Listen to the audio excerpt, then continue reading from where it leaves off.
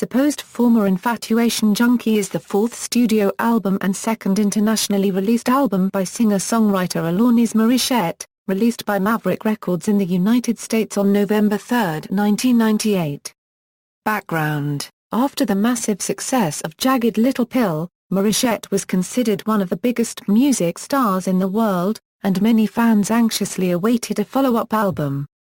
A dark and wandering album, The Mystery of Supposed Former Infatuation Junkie began on its cover, with an image of Alanis's mouth while laughing and the following text printed over that image that refers to the 8 precepts of Buddhism. Morissette wrote "Thank You" and "Baba" after her trip to India in 1997. The protagonist of Baba goes on a spiritual pilgrimage to India where she encounters a guru who, like many spiritual teachers in India, is referred to as Baba. The word Baba means father in the Hindi language. Morissette opened most of shows during the Junkie era with the song, and it was featured as an opener during her 2002 tours. It has been seldom played since then. Baba opened Morissette's performance on the television show MTV Unplugged in 1999, but it was excluded from the CD release Alanis Unplugged. Another live version of Baba was released on the No Boundaries, a benefit for the Kosovo refugees CD. Critical reception: Supposed Former Infatuation Junkie received positive reviews from music critics.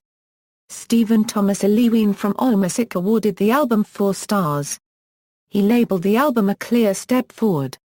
But they had concluded saying Morissette is a weird acquired taste, due to her idiosyncratic vocals and doggedly convoluted confessionals, but it certainly confirms that she doesn't quite sound like anyone else either. Robert Christgau gave the album an A. He said about Morissette, "Morissette blows up to such a scale," and concluded here's hoping lots of young men feel the same. Ken Tucker from Entertainment Weekly gave it B+, complimenting the new style. He said I'd counter that Morissette has used her year-plus recording hiatus and newfound star status wisely, in pursuit of a way to make a vulnerable, open-hearted album in the face of intense commercial expectations. He also compared some of the tracks to her previous Jagged Little Pill. Sal Cinquemani from Slant magazine gave it a very positive review from Morissette's career, awarding it 4.5 stars out of 5. He complimented Morissette's emotions and writing in the album, but also said the album is nearly 15 minutes too long, but not one moment of junkie Euro 70+ minutes is less than captivating. Awards nominations: Thank You received a Grammy Award nomination for Best Female Pop Vocal Performance, and So Pure was nominated in the category of Best Female Rock Vocal Performance. The album itself won a Juno Award for Album of the Year.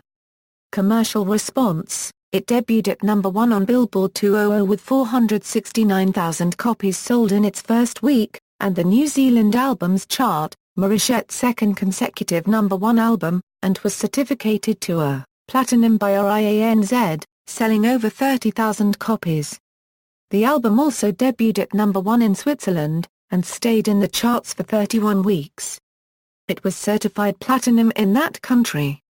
The album debuted at number 9 in Norway, but fell out, until it re-entered at number 1, staying there for 3 weeks. It was certificated platinum there as well.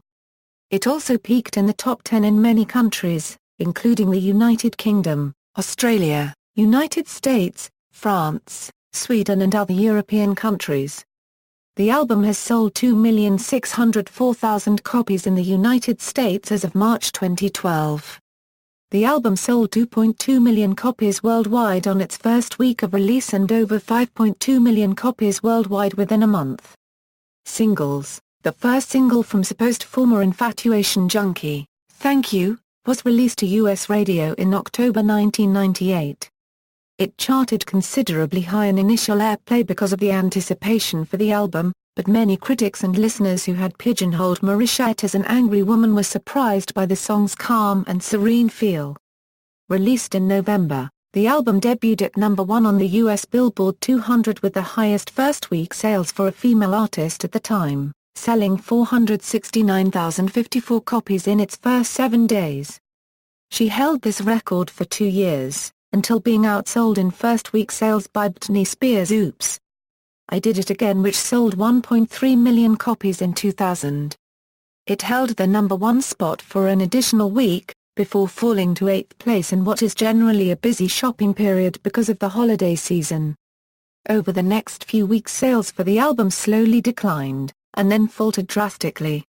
After 28 weeks, the album had fallen off the Billboard 200, and as of September 2008 it had sold 2.6 million copies in the US, less than a fifth in sales of that of Jagged Little Pill. Though not an official single release in the US, Joining You became a modest hit on the Modern Rock Tracks chart. It was released as the album's second single in the UK and Europe. Unsent, the second US single, peaked outside the top 40 on the US Billboard Hot 100. The third single, So Pure, made the top 40 in the UK as well as certain airplay charts in the US, though not the Billboard Hot 100. None of the singles revived significant interest in the album.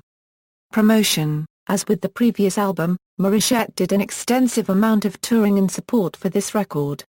In the fall of 1998, she embarked on a club tour across North America with select appearances in Europe, Asia and Australia. The North American leg of the tour included opening act Chris Whitley. Guitarist Nick Lashley and bassist Chris Chaney remained for this album's touring from the previous years, although there were several new band members. The band now incorporated a keyboardist, Deron Johnson, and welcomed guitarist Joel Shearer and drummer Gary Novak. Morissette herself continued playing guitar and harmonica. She also started playing the flute in concerts, during the song That I Would Be Good.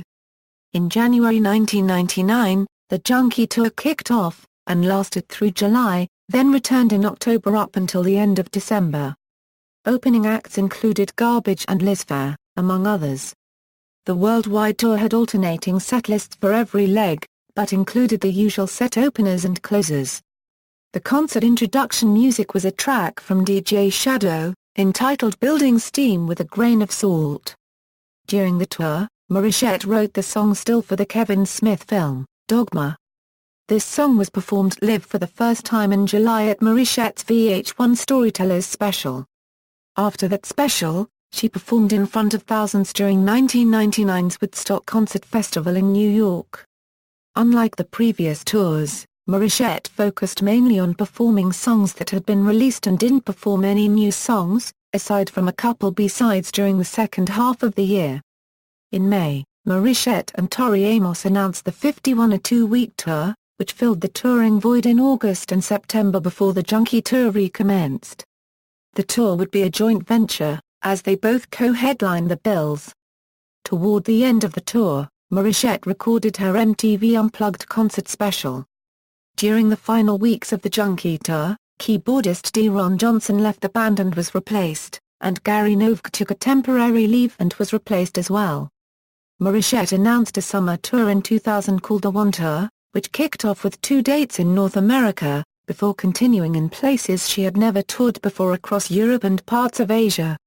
In each city, she selected an ambassador through a website contest on Zcom, to show her around and teach her the culture.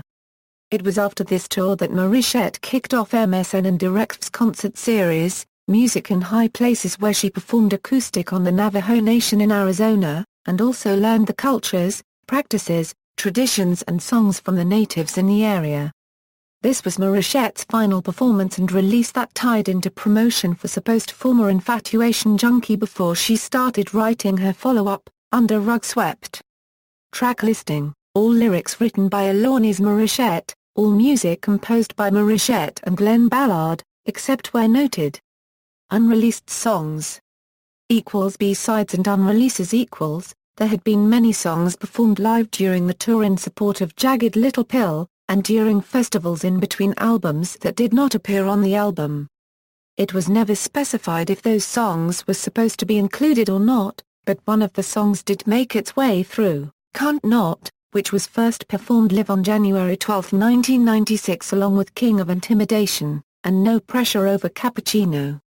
This version of Can't Not, however, was slightly more mellow Euro, and differed from the demo version previewed on the home video, Jagged Little Pill, Live. The song King of Intimidation was never released on any album until the Jagged Little Pill 2015 Deluxe Edition, but appeared in a live clip along with the original Can't Not Live clip on 2005's The Collection DVD. No Pressure Over Cappuccino was another song that popped up from the previous tours, but not until 1999's Live album, Alanis Unplugged. This song was previewed on the above-mentioned video, but only in acoustic form. That version is mistakenly believed to be a studio demo, but it is merely an acoustic version performed with the band. The final song previewed on Jagged Little Pill, Live is Death of Cinderella. Alanis debuted the song Live on December 6, 1995, it had never been released until the Jagged Little Pill 2015 Deluxe Edition. Other songs include Gorgeous, London, Pray for Peace, which has never been released but she played it for the first time in concert on October 18, 1997, and two untitled songs that fans refer to as The Weekend Song, which debuted in concert on February 4, 1996 and After a Year Like This One on July 12, 1996. A live version of London appeared as a B-side to the Joining You and Unsent singles. The studio version was later released on the Jagged Little Pill 2015 Deluxe Edition with Gorgeous as well. Both songs debuted in concert on June 8, 1997. Aside from the songs written and performed during concerts 1995 or Euro 1997, there were songs specifically written for supposed Former Infatuation Junkie. Pollyanna Flower was released as a B-side to Thank You, while These Are the Thoughts appeared on the single to Joining You. Can't Not was originally intended to be a B-side, but Morissette and Ballard decided to put it on the record. Another song left off the album was Prince's Familiar, whose studio version has yet to surface. It has only been released in live, acoustic form on both Alanis Unplugged and The Collection. Demo versions Over the past several years, demos of songs have leaked online. These demos include, Thank You, Unsent, That I Would Be Good, Can't Not, Uninvited, These Are the Thoughts. Personnel, Glenn Ballard, a Euro synthesizer, guitar, piano, programming, producer, engineer, string arrangements, Ben Montench, a Euro organ, Chamberlain, David Campbell, a Euro string arrangements, Scott Campbell, a Euro engineer, Gary Novak, a Euro percussion, drums, Alanis Morissette, a Euro flute, harmonica, piano, vocals, producer, photography, Joel Shearer, a Euro guitar, Jolie Levine, a Euro production coordination, Nick Lashley, a Euro guitar, Chris Bellman, a Euro mastering, Chris Vogel, a Euro programming, engineer, mixing, Kevin Reagan, a Euro art direction, design, Roger Summers, a Euro engineer, second engineer, Dash Mihawk, a Euro photography, Loop, Regina Thomas, a Euro photography, Chris Cheney, a Euro bass, Stefan G. Booker, a Euro design, Chad T. Scott, a Euro programming, Heather Stanley, a Euro photography. Charts. Certifications. References.